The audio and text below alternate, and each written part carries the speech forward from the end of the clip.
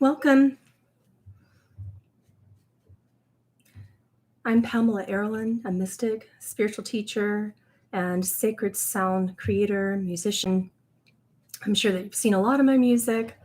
Thank you so much for joining me. I'll give just a few more minutes for you guys to show up. Empathy is a misconstrued, misunderstood concept, particularly in New Age spiritual communities, but any communities, there's a lot of more modern concepts of what empathy is and isn't. And we'll talk about that in a minute. But I wanted to come on with a live stream today because I wanted to give you a chance to ask about questions about what you're experiencing. Since a lot of people are associating the massive waves of ascension symptoms coming in when you spiritually awaken with mismanaged empathy, which sometimes is the case and sometimes isn't, I thought that I would start talking about it more and sharing a lot of my personal experiences, my professional experiences as a channel and healer / empath, whatever you want to call it. Highly sensitive person is what I like to call it. I thought that I would begin to share my experiences as well as share a lot of tips. I have a lot of techniques, very frequency management oriented tips and practices. And since ego is so creative, the mind is so creative, the mind can kind of sneak in a sneaky way, like snake its way into our spiritual practice as healers, empaths, channels, spiritual teachers, intuitive coaches, whatever you do in your life, whether it's professional in nature or whether you're just waking up and whatever it is, it just kind of, the mind sneaks its way in and begins to kind of misappropriate a lot of the ways that spirit operates as a weakness, as a suffering-based pain. When we start to get certain levels of empathic overwhelm, as opposed to transmuting that and learning how to reflect the light of source from within us properly, and also learning how to not take upon energy and others' light and darkness, or whatever you perceive it to be. When we learn to just focus on that, what is the input that we're receiving from the world and others, and what is our output, and do we have that appropriately balanced as empaths and highly sensitive people on this planet? What I'm observing, particularly right now in these times, is that empaths, you're losing your Can I get a hello on that? The most grounded, emotionally stable people that I've ever met, including people in my friends and family circle who are generally just really together and know what they want out of life, are feeling a little lost right now, and people are feeling a little overwhelmed. And a lot of the yogis, particularly in my musical community, do not want to talk about that. If I bring it up and say, hey, people feel lost right now, they're like, oh no, you're doing the thing again, pointing out pain, and we want to avoid it and bypass it. And all I have to say about that, yogis, is how is that working for you? How is that working for you if you do that and then say, just giving a general example, perhaps your gallbladder explodes or almost does, or perhaps you end up, going off on people, getting agitated and getting frustrated with people around you because of the overwhelm. How is your mind bypassing that, as opposed to really allowing at least the observation that your input is too much or your output is too much? Perhaps your output is too little and your input is too much. Whatever the case is, the balance of knowing what the mind is attempting to express to you and make you believe as a truth, and just observing, hey, my mind is creating some beliefs because that's what a creative, intelligent mind does.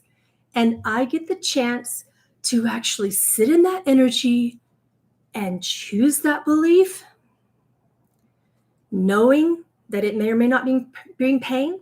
Maybe I just want to karmically work through something. Or perhaps I don't.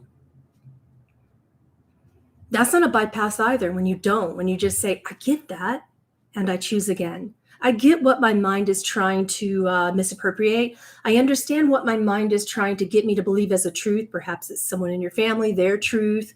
Perhaps it's your boss's truth. Perhaps it's an entire societal truth. Can't even say things on the internet anymore without getting canceled. Right. Like I have to talk to you in code. So, and then people are saying, oh, did you do it? Did you get it? Did you not?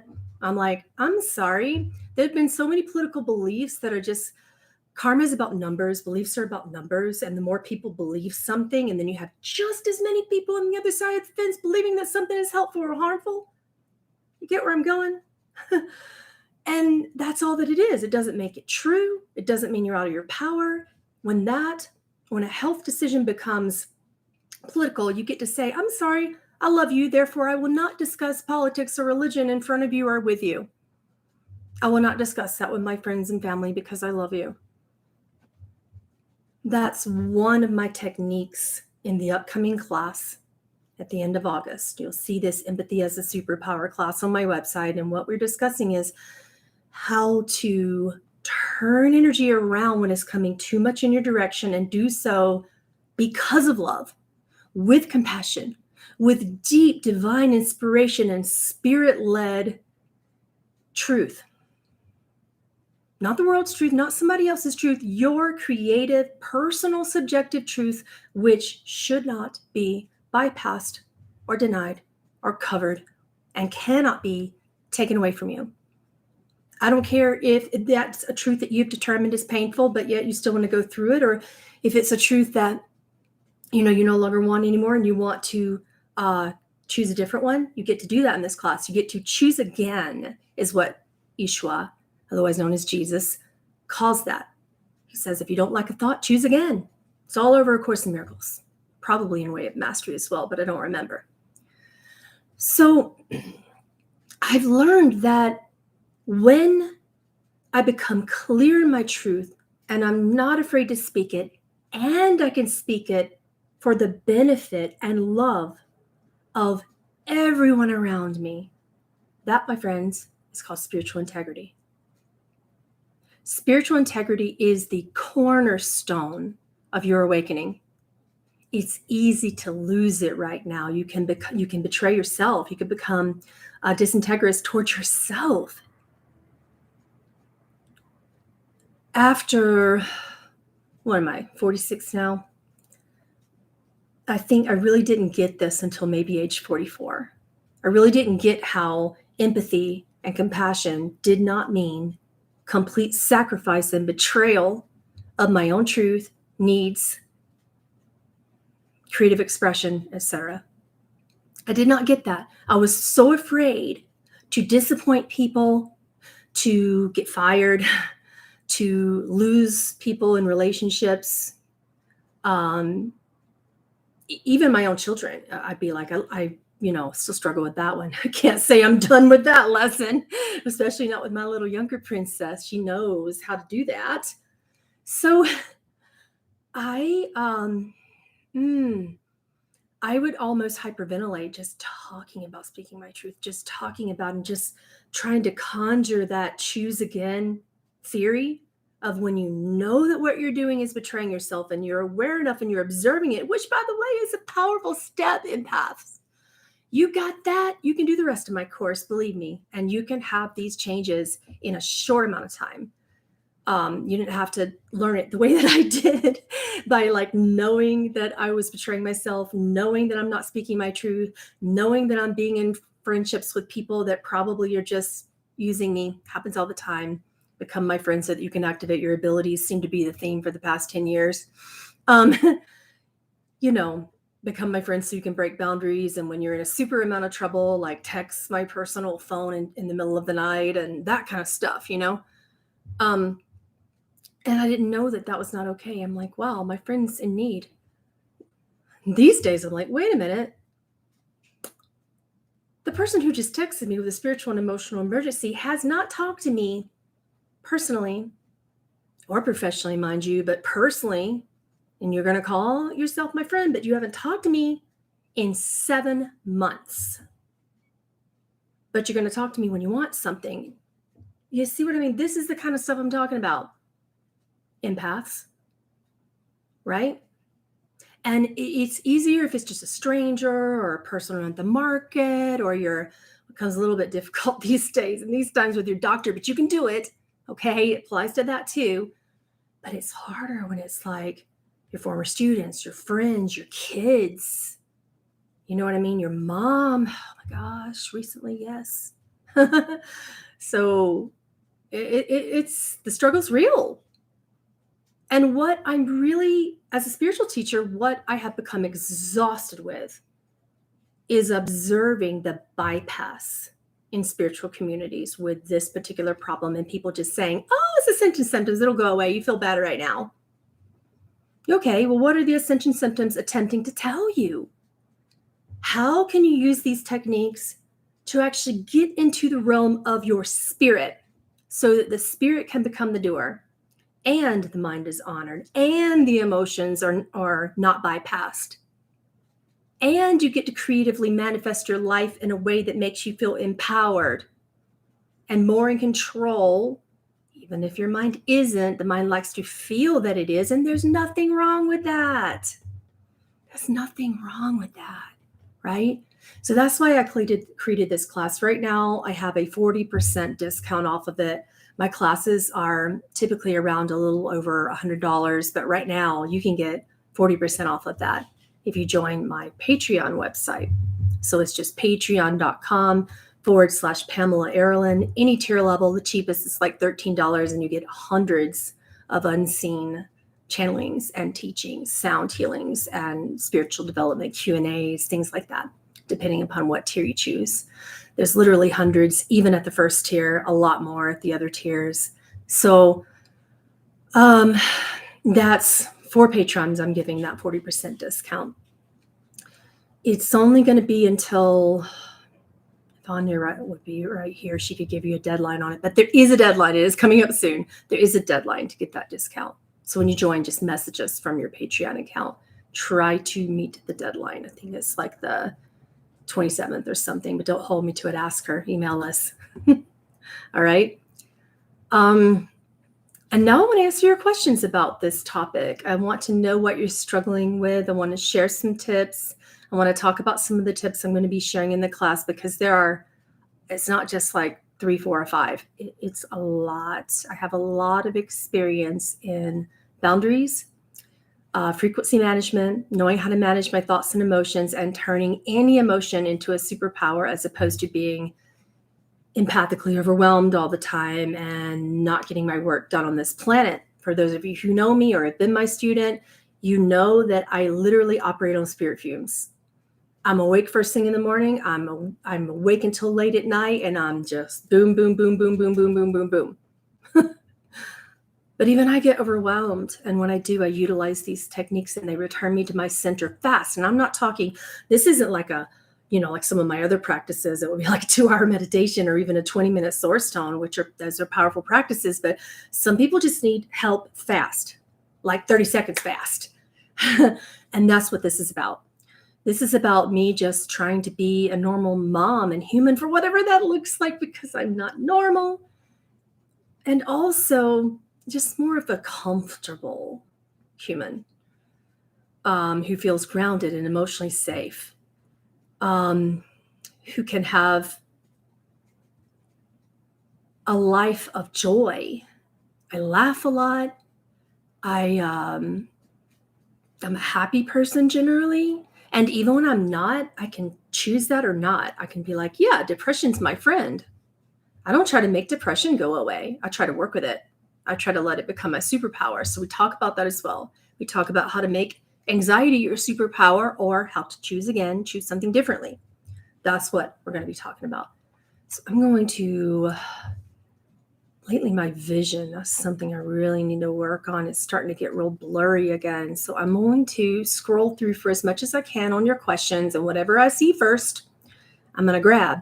So what you can do, if you've had a question and you notice that I didn't answer it, probably because you just typed it minutes ago while I was talking, copy it and paste it.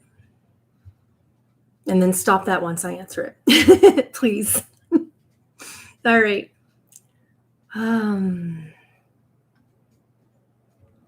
Let's see. I'm just looking at your chat for a moment. Now's the time to type in questions, people. Aaralyn says, yes, I need help in the moment. I want to engage in life and with other people, but I don't want to lose myself, and I want to remember what I need. That's exactly what this class is about, is staying deeply attuned to that, finding and staying attuned to that personal creative power and truth. It's very personal. So this class is not a bypass. I'm not going to teach you something that's just going to make the pain go away, but I am going to teach you how to transmute pain and how to do it quickly if you want to, and also how to stay in it if you want to, and still be connected to your truth and evolve from that pain. So there's two different ways you can look at those techniques.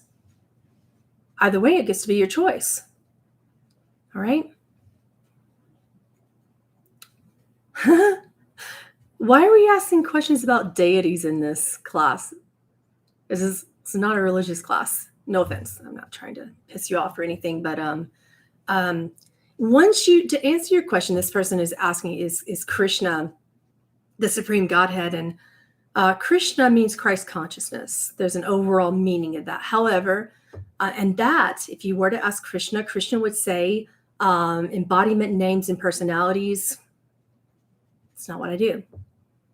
So you can't say Krishna is, because then you say that all the other ones aren't. The moment you say one is, then you say the other ones aren't. Do you see how that works? In Krishna consciousness, otherwise known as Christ consciousness, it is not a deity. It is a consciousness. It's not a religion. It's not a being. It's not a person. So Krishna consciousness embodies all when it chooses, doesn't embody when it doesn't. There are times when it hasn't, times when it hasn't. Yeah, there have been some Krishna embodiments. Can you believe it? I've met them.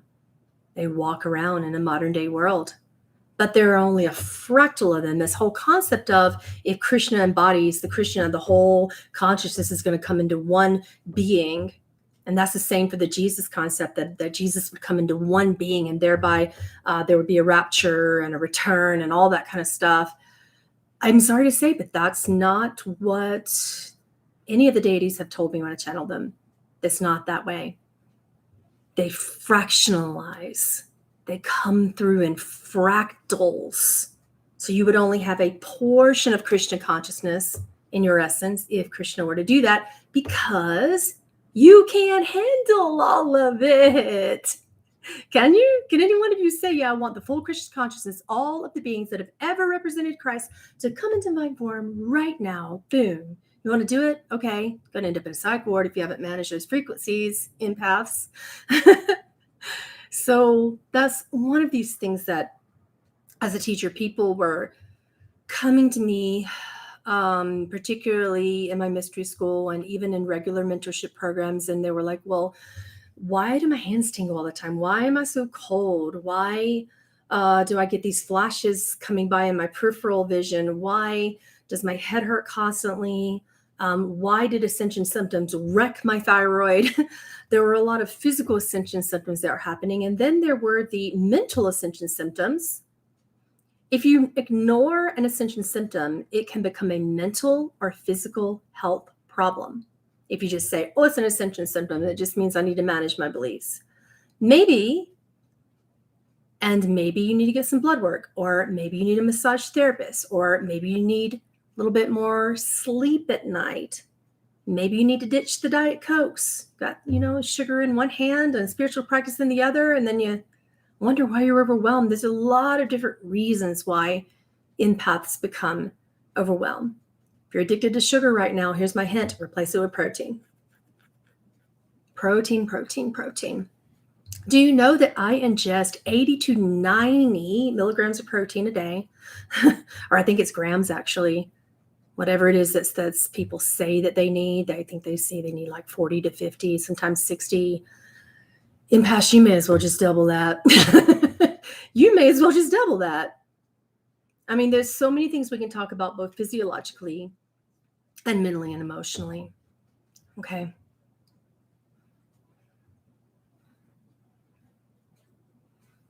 The next person says, I have called my psychic friends in emergencies, and I am also an empath, and I do want to advance. I felt distant from people for the last couple of years. Is there one thing that I can do to get back to focus? I'd have to know you a little bit more. That's kind of what these classes are about. For this class, I'll be inviting you on screen. I'll also be working with people if they don't want to turn on their camera, just with their voice when they want to come on. It'll be a Zoom class. And then what I do is I feel you out. I feel out the energy pattern. It's not a reading. It's more of a connection to your higher self to try to determine what the actual blocks are, or what have you created a perception from, at least. So sometimes when you feel distant from your circle of friends as you are awakening as an empath, healer, channel in this life, when you do that and then you lose your focus, chances are you distance yourself in order to create a focus, which is in your power and control. And if you just sit there and you don't create it, then you kind of just feel a little idle.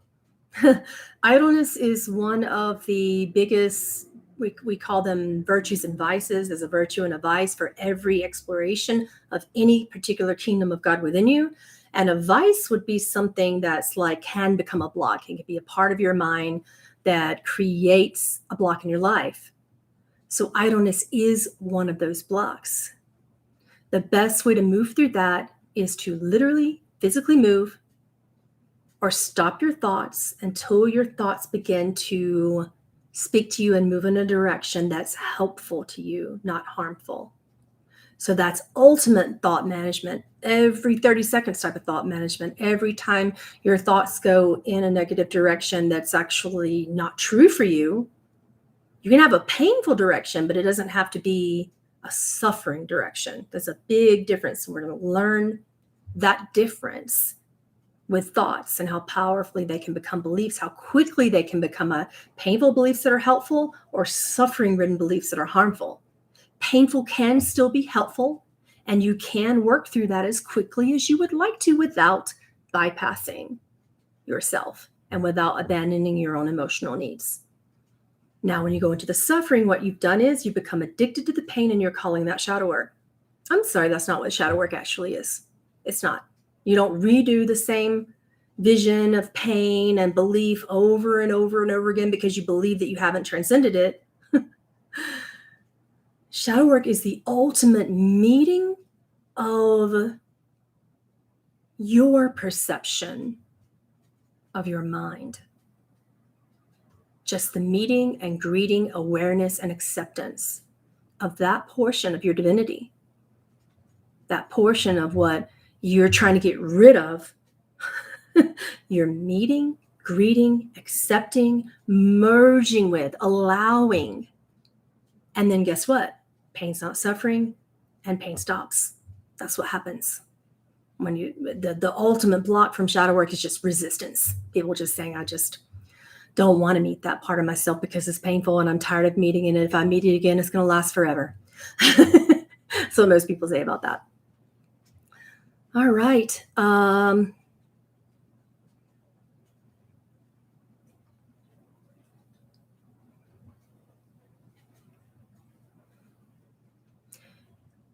$80 to 90% protein.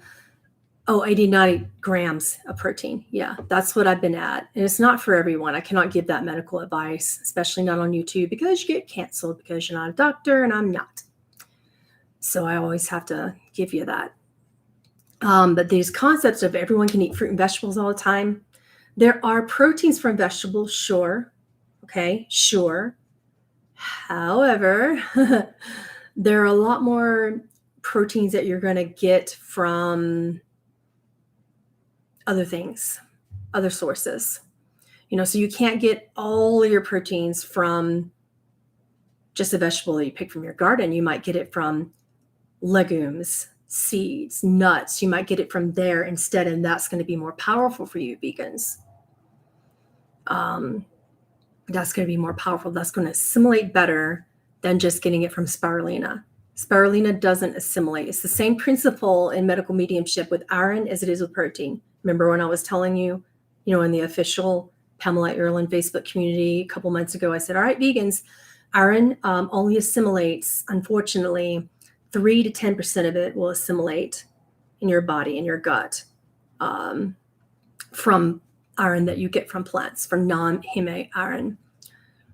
35% assimilates from animal iron. So it's a tough place in the collective of humanity that I can't say veganism is right or wrong. I can say it is helpful or harmful depending upon your body and where your body is and how much your gut is actually assimilating, right? That's what I can say. And that's not veganism, and vegetarianism has become such a political thing. So you need to eat right for your body, whatever type of body you have, with what your body is telling you that you need.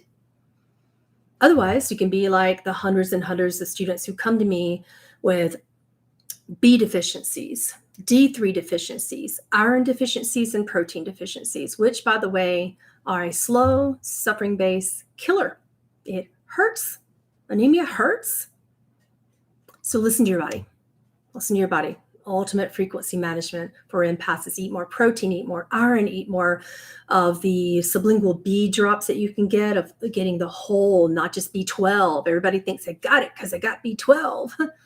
Get your B6, get your B4, get all the Bs, okay? Very, very important. Selenium, important as well. These trace minerals. If you can't get trace minerals, you better be supplementing. Get a trace mineral supplement. So the physiological part of that management is also very important. You can't do one and not the other. We got to do all of it. All of it. Next question. Who is that? Sarah Andrina Schutz said Guru Jagat died. I don't know who that is. Is this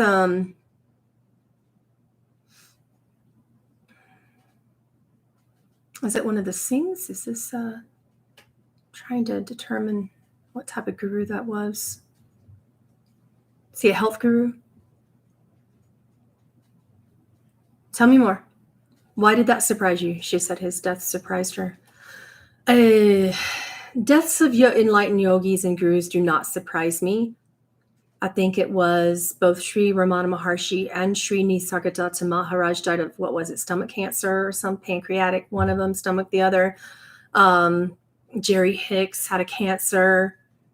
You still have bodies. You can't transcend that. Well, I shouldn't say you can't. You can. And then other people will perceive that you have died. They will perceive that. Choices.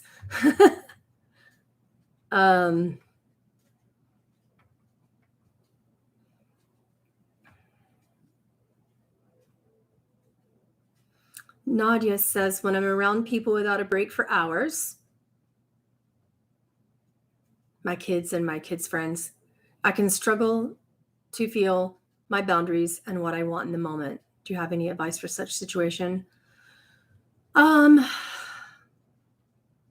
Conscious parenting in that moment is important, and conscious parenting involves the ultimate frequency management, because your kids are you and you are them, but they're not in a creative environment. They still hold that right to feel different, act differently, speak differently, and live differently than you. So some people in conscious parenting, some parents say to me, but because of oneness, they're going to be like me. I can feel it already. They're like me. And I'm like, they will have components that reflect you. Absolutely. And we have to honor their exploration of consciousness. And you have to honor yours. So when you start to feel that wave of, oh no, this is too much, it might be time to call up the play date. It might be time to get the kids doing something like art or painting or something, else, instead of jumping all over the couch or whatever it is that they're doing. So it might be time. There are times when I tell my kids, play quietly with your friends today or not at all. I have a headache. Sorry, not sorry. Right? It's if your friends are coming over today on this specific day where I'm already physically suffering, they are going to be really in line with my boundaries for that whole moment, that whole amount of time. And here's the amount of time start to finish, and this is when it ends. So when I invite my kids' friends over and there isn't a cutoff time, I, as a parent, feel overwhelmed because I'm like, okay, now they just had a fight. Now they're not sharing something. Okay, now they're doing well, but they're extremely joyful, but it's just too loud. Yeah, there's a time cutoff, and children will tell you when they start disrespecting your boundaries, that's the time cutoff. But even prior to that, if you have one, you don't even allow that to happen. So this is the boundary of time. So many things I could tell you about that with conscious parenting. But you know what you can handle. And if you aren't enjoying having your kids around, or whatever activity that you are incorporating and learning from and enjoying together, and if you aren't enjoying the friends around as well, then no one is. They feel that. They're intelligent beings, and they feel what you're feeling, and they don't know what it is. And then that breeds confusion and disconnection from parent to child, all around the board.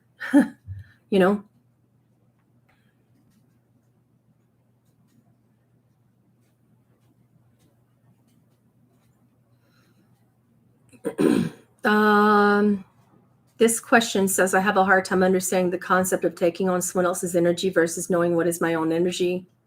Maybe I don't know because I'm not doing this. That concept is flawed.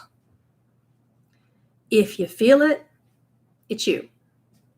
Many people are going to argue with me on that. They're like, but it's an entity, but it's a this, but it's a that. Oh yeah, keep thinking it's separate so that it can continue to make you suffer. In creative expressions, sure, you have the right to believe that you are under attack. You have the right to believe in psychic attack. And yes, it does exist, right? And it's still you. It's still the mind's creations. It's still the illusion. Whether you created a demon, an entity, someone's energy is attacking you, it might be. And chances are, like 80-90% of the time, they're not even conscious that it's happening. So this idea that's taught that you need to separate your energy from someone else's, yeah. Any concept that invokes separation in a painful way, that just basically says, you caused me pain, therefore you're the cause, this is the cause, not me, is a complete bypass. You just completely thwarted your process. Keep doing it. How many years have my students come to me with that? And they're like, I won't work with you. Let me give you the examples. One of them was like, Archangel Michael was attacking me, raping me, sexually attacking. That was one of them. And I'm like, okay, let's work through that pain of that. Let's work through it. She's like, but I need you to believe that that's true. And I'm like, that's not what I see. That's not what I see. And not only would I be an unethical teacher to share with you something that I don't see, it would be completely thwarting your process and keeping you in pain. She wanted that for her karmic contract. So she went to a teacher who would, she kept seeking for more people who would believe it, take her money and believe it, and keep her in that pain. I can't even when that happens. Like I can't even. Can you read frequencies? Yep, absolutely. But I need to see you or hear you in order to do that, unless I know you are ready. And sometimes Spirit will say, okay, we're just going to take this over and tell you, which is just channeling. But that is work. That's a lot of work. So it's simple. Just stop trying to differentiate between your energies and someone else's. If you feel it, you created it, and it's you. Some portion of it some portion of you, likely unintegrated if it's uncomfortable, integrated if it is comfortable. But if you feel it, it's you.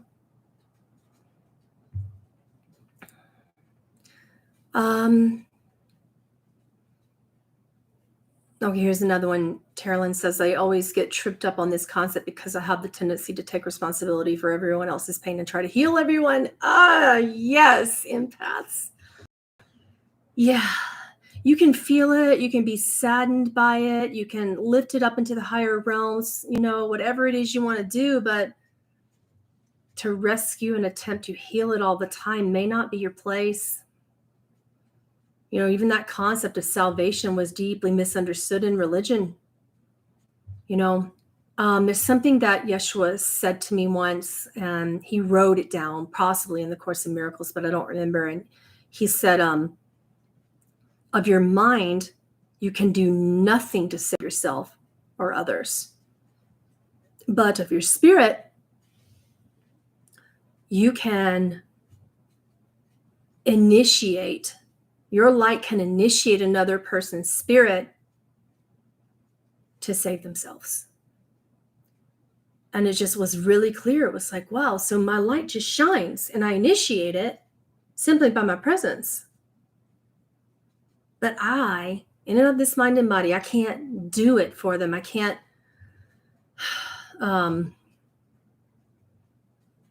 it's not me who does it. Spirit is the doer. You see what I mean?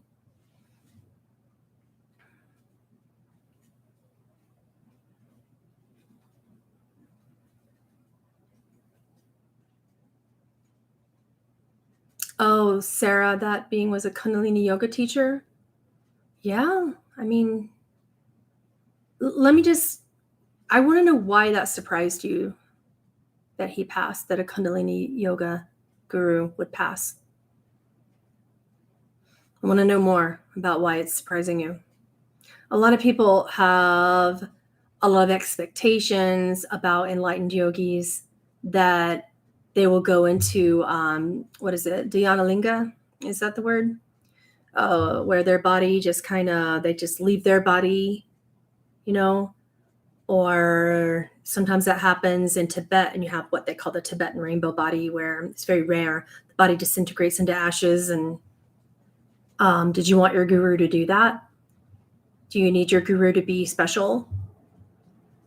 I don't say that offensively. A lot of people need their gurus to be the most special guru. They need for that guru not to die.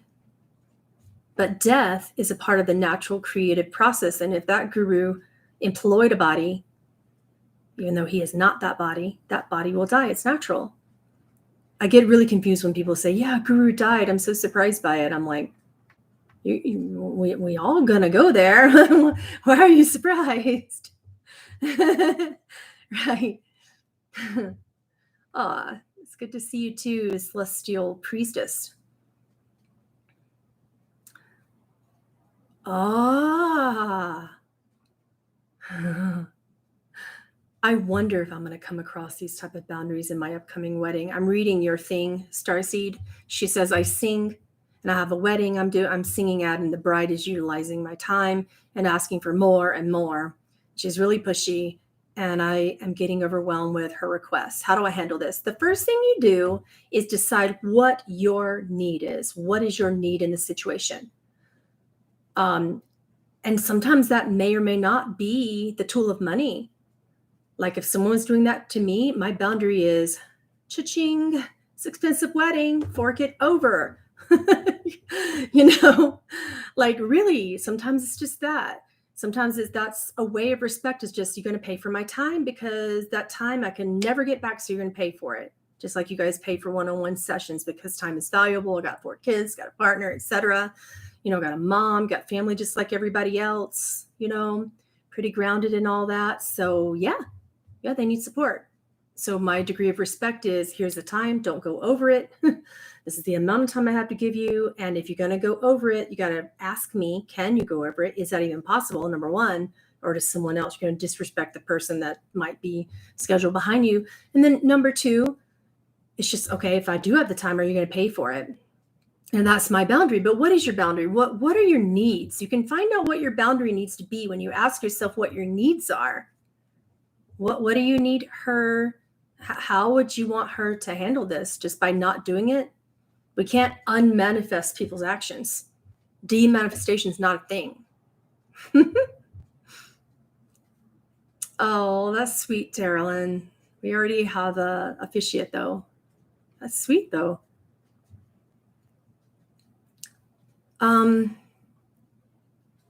So yeah, it's, what do you want her to do? Work with me right now. Are you still here? What are your needs?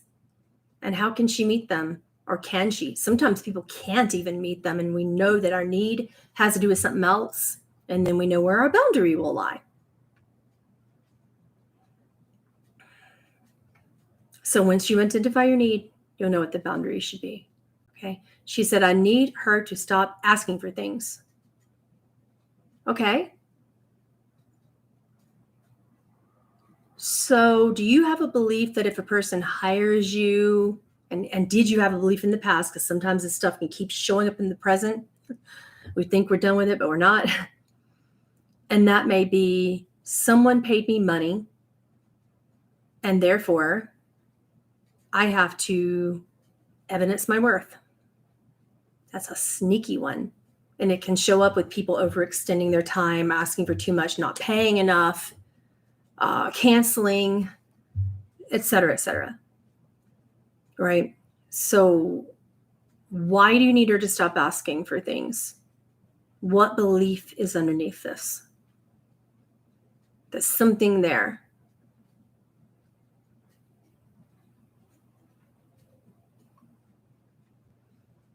She says, I'm a people pleaser and I attract pushy people. You just reinstated that belief back to me. Is that a painful belief? Is it causing suffering? Is it helpful?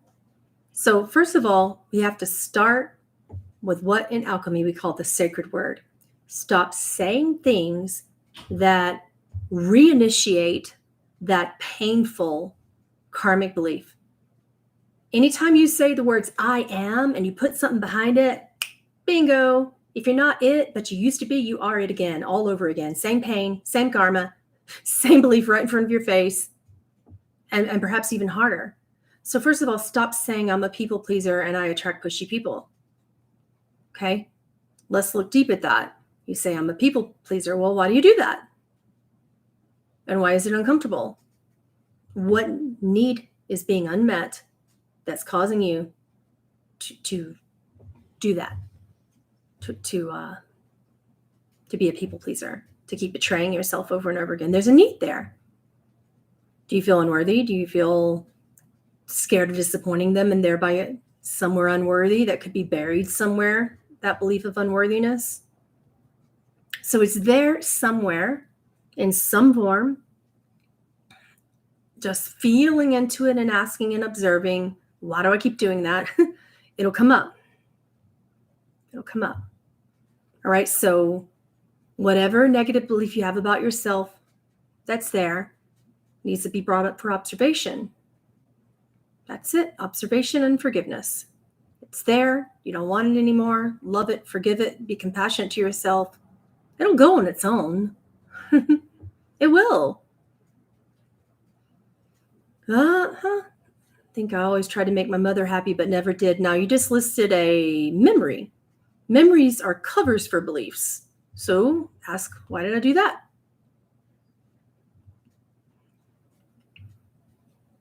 There's something there.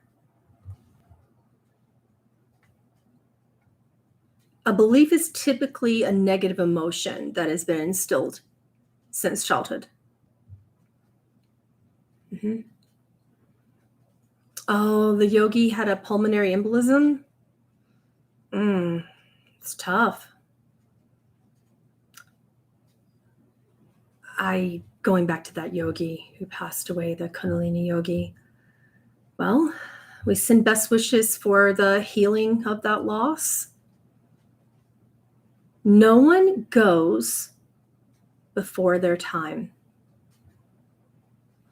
Absolutely, that is within the realm of God. We cannot possibly understand that. The only thing we can do is forgive the pain that caused. But no one goes before their time.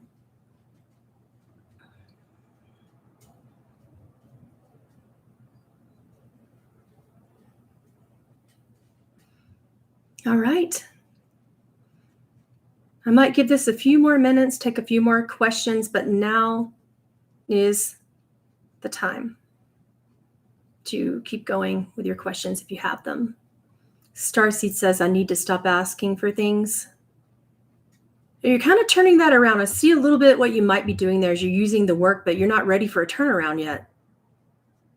I feel like it's perfectly acceptable to ask for things and to have that need met. And to not work with people who have an unfair balance and exchange. When you're working with someone in fair business ethics, there is an equal exchange of energy between what you're giving and what you're receiving so that all needs are met. That means you get to ask for things. So yeah, that turnaround was not quite it. That turnaround could be emotionally devastating.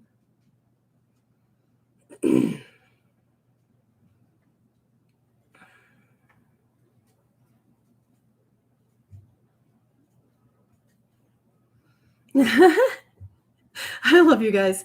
Sims said, quote, if you feel it, it's yours. Something I said about energy, so that we stop this whole impossibly painful, wild goose chase of energy. If you feel something, it's yours. Because of the universal law of oneness. It's yours and it's separate simultaneously, because in the Kabbalion, in that sacred text, it says the all is within the all. And any student who realizes this is well along their way to awakening. That's the foundation of awakening. You get to pretend it's separate if you want, and therefore suffer. That's your choice. That's free will. That's free agency. It exists. You created it, despite the fact that people call it an illusion. It feels real. Therefore, you get to play with it. Right? So the all is within the all is the best way I can explain that to you. And you get that choice of choosing oneness or choosing separation and suffering in that moment. You can choose all the above. You can say it is me and the name separate because I don't like it. You can choose that too. But what's good for you and the other person, not just you, but what's good for you and others in that moment. What boundary best serves everyone? Or does a boundary serve at all? Sometimes one doesn't. Sometimes there were things when my ego went, boundary, no. And, my mind said that, but spirit said, no, yes is the answer. Yes. No boundary, yes, spirit. And there are times when I have to listen to that as well. And if pretending that someone's separate in order for me to do that would be the case in that moment, that's a temporary reprieve, but believe me, it's a Band-Aid. And it's going to hurt when you yank it off. And if you don't yank it, it's going to be like this slow pull where you're like, ow, the whole way. We can do that too. These are all your choices. But this upcoming class that I have to share with you here at the end of August is called Empathy as a Superpower.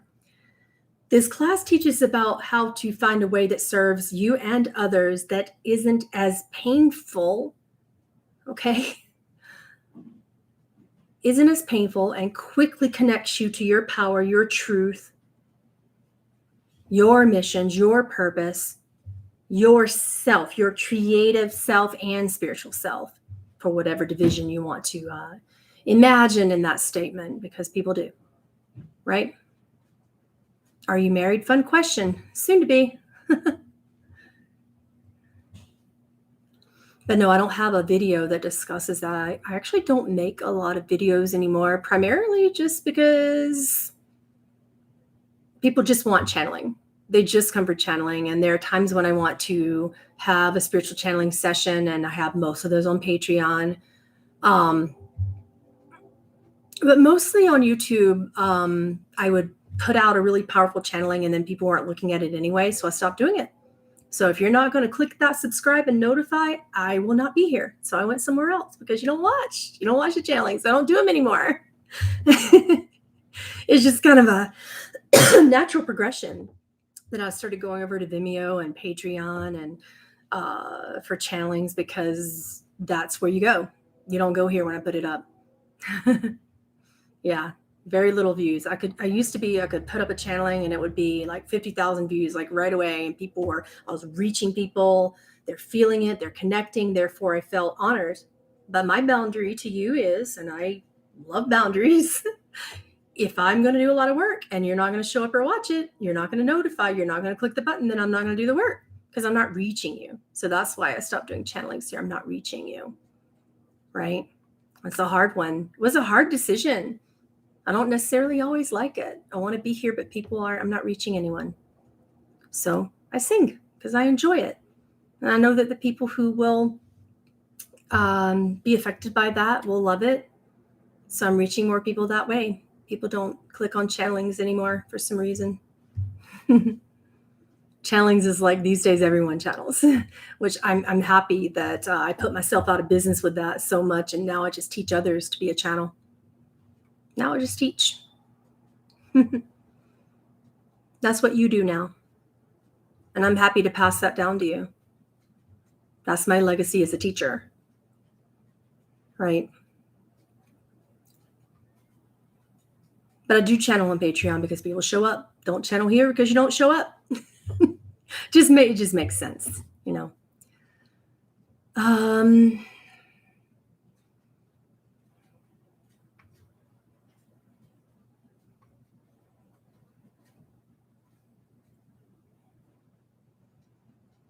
There's no black and white. I agree with that in principle, but you're in a dualistic environment where if you deny someone's creative option to pretend that there's a black and white, then not really respecting them. So a lot of people choose to believe things that keep them in deep pain. And while if they ask me if what they believe is causing them pain, I will definitely tell them. Definitely, if you ask me. It's not my business otherwise. I'm not here to get in your business. What I'm here to do is to simply reflect it until you figure it out on your own or until you ask me. And even then, if you ask me, but you still want to hang on to that black and white, that this or that, my energy, my pain, your pain, you caused it, psychic attacks, demons, entities, all the things that are very real experiences for some are benefiting them. They're benefiting them because they continue to choose it. You know. Thanks, Lillian. Yeah, I mean, like I said, I appreciate what you're saying. I would love to come here and channel, but people don't have their notifications on. And even those that do, they're not watching. I'm not getting a lot of views on channeling, so I stopped putting them up. You guys all go notify today. That'll be super helpful. Tell me who you want to channel next, and I'll consider it. And if enough people want to hear from a being, I'll consider it, particularly if it's a Christ consciousness effort. You know, I, as a creative being, I have my favorites: Hillel, Lilith, Yeshua, Mary, Dolores, Council of Nine, and all those members. Love it. Yeah. There are only those who can only see black and white, not by choice. I'm going to disagree with you there. If you're choosing to see only black and white, you are choosing it. There will always be someone in your path who tries to correct you and say, hey, hint, hint, nudge, nudge. It might not just be this, or it might not just be that. You'll get so many signs from spirit. But if your mind is so powerfully blocking that, then you will believe that you don't have a choice. So that is a thought and emotional frequency management concern. When you manage that, you'll start to see the choice in it.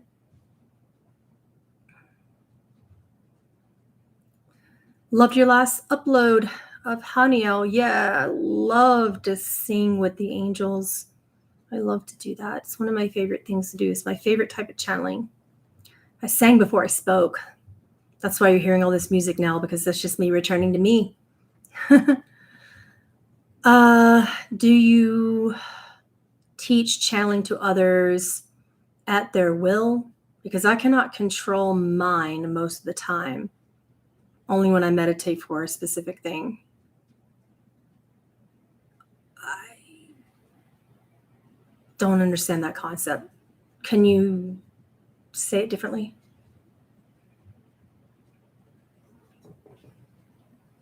Oh, someone who has what? Autism? Yeah.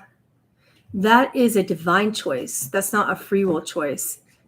However, the thought and frequency management of that person's mind can still help them realize that and help them to become more comfortable in that divine choice. There are certain divine contracts that simply cause for suffering, whether it be mind or body, right? So it's not necessarily that that person has chosen a separation with their free agency, but in their divine constructs and contracts. Yeah, we do make those choices. And then we can teach others, right? We can help others. I find that a lot of people, I do have a child with autism. He just turned 17. And he can be like the most kind, connected person, who can really like understand my pain and be there for me. And people who say that like autistic kids like don't have emotional expression or don't connect to you emotionally, he's like the opposite of that. The opposite of that. He's very connecting, but then he can just turn it down. And I'm like, are you in there? And then like be a complete selfish jerk if he wants to. He can act that way if he wants to. That's just the mind doing what it does.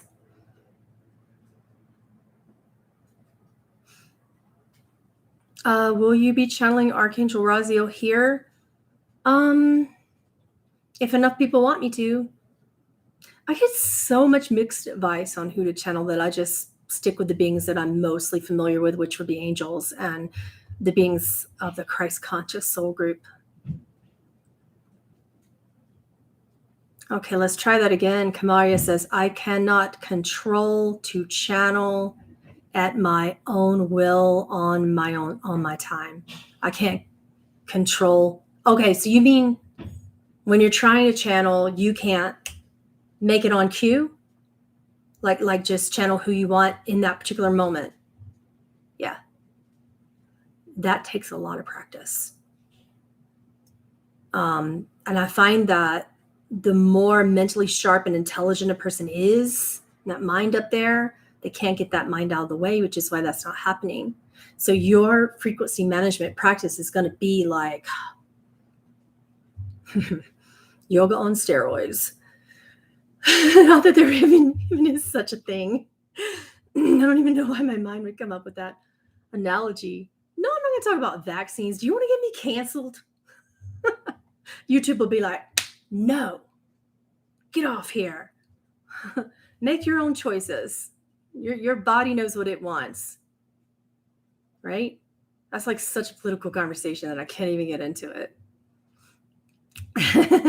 So that, going back to your question about trying to be on cue with that, you have to get better with your frequency management. So that is everything that goes in your mouth, food.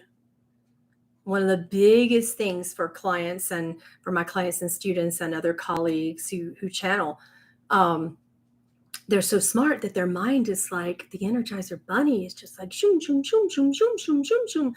And it's like, if your mind is the only thing that's going, you need to do the one technique. Do you remember that one from Kripa Yoga that I taught to you? In that technique, you become aware of the breath in the body by counting. You're gonna pretend that you're gonna count to 3, except you're just gonna count 1 over and over again.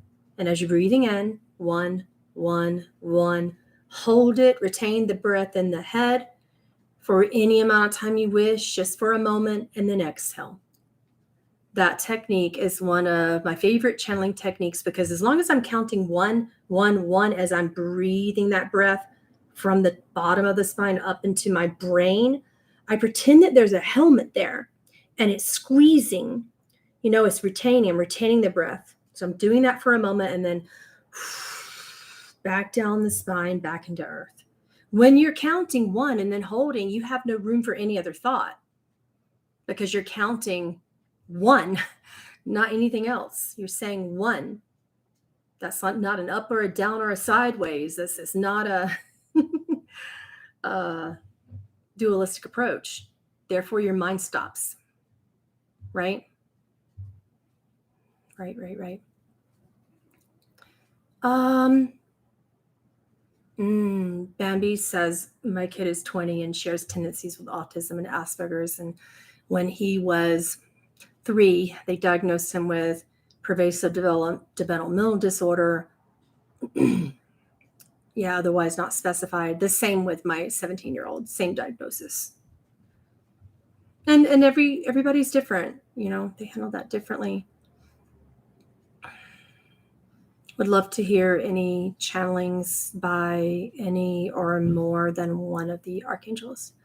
Whew, let's just do one at a time. That's a powerful thing to take into one body. Right.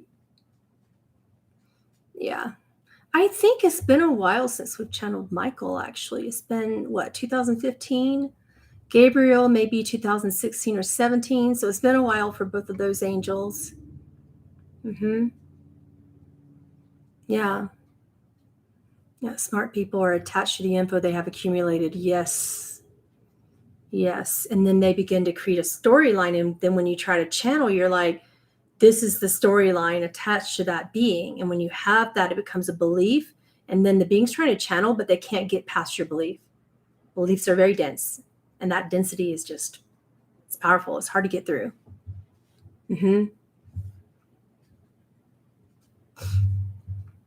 Okay.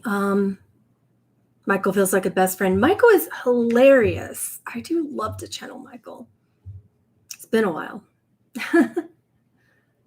Yeah. Yeah. And Kamaria, I wouldn't even get that specific because then you're thinking about something. So in one technique that I have, you can visualize the breath as gold and all those sort of things. That's one way. But the best way for clearing your mind prior to a channeling so that you can be more on point and on call and in the moment is the one technique without any visualizations. Just breathe in from the bottom of your spine and pull it all the way up to here. Hold it like there's a helmet on your head. Retain the breath for just a few moments and then slowly release the breath back down. Feel it. Don't visualize it. Feel it. You don't want to do like too many visual techniques before channeling because that's just light is another belief. It's a fun belief. The archangels are full of light, yet when they speak to me, it's not like that. Like I'm not seeing that. I mean, if I start seeing things a lot, if I'm trance channeling, if I were to open my third eye, I miss the message. Like the message just goes on past me. So I don't visualize before, during, or after channeling if I want to stay connected.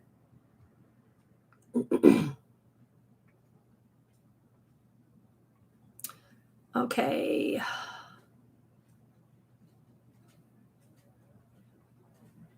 Yeah, Gabriel, I do have a channeling here of him somewhere.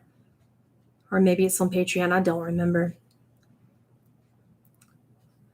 How do you go past the belief? Well, you in and of your mind are not going to. You're going to give that to spirit. And the techniques that I'm going to be presenting to you on the class that's coming up at the end of August, you can get that on PamelaAralyn.com. If you want the 40%, join Patreon, any tier. It has to be a tier, but any tier, and then you'll get it for 40% off. But in that class, we're going to be talking about techniques that allow you to let go of your concept that you get to make that happen. Only spirit can make that happen. You in and of your mind and body and emotions, you can't say, I want this, and therefore it's going to happen. I mean, you can say it, but if the belief isn't done with you, because that's how dense and thick and like powerful it is, it's not going to be done with you. But when we tap into spirit, and spirit is the door, not the mind, not the body, desire's out of the way, right? Spirit doesn't want you to suffer. And if you don't want to suffer, you don't have to, right? It's just, that is the way it is. So spirit gets to do that. So that's not a technique. The technique actually pulls in light so that you can tap into, some people call it the I am. You can tap into who you are, not you with the name of your higher self and your whole vision of you and everything your mind says you are, not you who thinks you're a fractal of Jesus or Mary. I mean, the you that's beyond that, the you that's just pure light, the you that's unidentifiable, not attached to a personality, not attached to a particular lifetime where you healed 1,000 people in past. You right now. You right now. I don't know about you, but this is why I don't talk about my past lives very much unless sometimes in my tier 5, people will ask me and I'll answer as uncomfortable as it is. But when I think about past lives and all the things I've done in other lives, then I'm like, okay, well, guess in comparison to that, little old me isn't doing so much. That's what ego does, right? little me, right? That's just like, doesn't think it's really doing anything. And that's because it isn't. Spirit is. Spirit is. So that's what this class is about. Right? Okay. I'm going to go. Again, you can get that class. It is a Zoom class. It'll be live the very last day of August. I believe that's a Sunday. It's either the 30th or the 31st. You can see it on my website. You want the 40% off that very powerful class. You can join patreon.com/Pamela Aaralyn at any tier level. Then message us. We're not just going to know that you join. We have a lot of big community there. So message us. Use that message feature and just ask Anya for the code or ask me for the code there so that we know you've joined. And then you'll be able to get that 40%. All right. It's going to be exciting. Get to share with you all my quicker techniques that actually help me. The best way I can describe it is it helps me with personal choices. It helps me in my personal empowerment. It helps me stay mentally and physically out of pain every day. And that's hard for me, with, genetic disorder issues to stay out of pain. But I do, even with ankylosing spondylosis, like I still stay out of pain almost every single day. And the few moments of pain that I do have, I still work through them. So it's incredible to be able to do that. And I want to share those techniques with you. It's helped me a lot with, I don't know how to say this, and particularly today's culture is getting really, I see a lot more of the love than I see of the other than. However, I see people struggling too. And I see that there's a lot of issues that a lot of empaths are having, finding who they are and just attuning to that daily and staying in that power and clarity of communication. So there's a lot of in my techniques when it comes to talking to people. I use a lot of nonviolent communication combined with a forgiveness process and not necessarily singing Ho'oponopono. Forgiveness is a unique thing where both people get to be consciously responsible. Now, notice the difference between responsibility and accountability. Accountability is painful. Responsibility, what is the Yeshua definition of that? Does anyone remember that teaching? What is all the Christ conscious definitions for the word responsible? Being responsible for what you see, what you feel, what you interpret of the world or of someone else. The ability to respond as God. That's it. That's what it means. Responsible. You are your own response. You have the ability to respond as love, as light, as compassion. And there are many tools and techniques that will help you with that. So that has helped a lot of my relationships. It helps get me out of my pride when I need to apologize or when I need to be aware of when I'm, dishonoring someone else's boundaries or needs or not meeting them. It helps me be aware of things that are outside of, oh my gosh, I've got so much suffering as an empath. So it's all about me. It's about me and all the other me's that are out there. Love you all. I'll see you next time. Thank you for showing up for this today.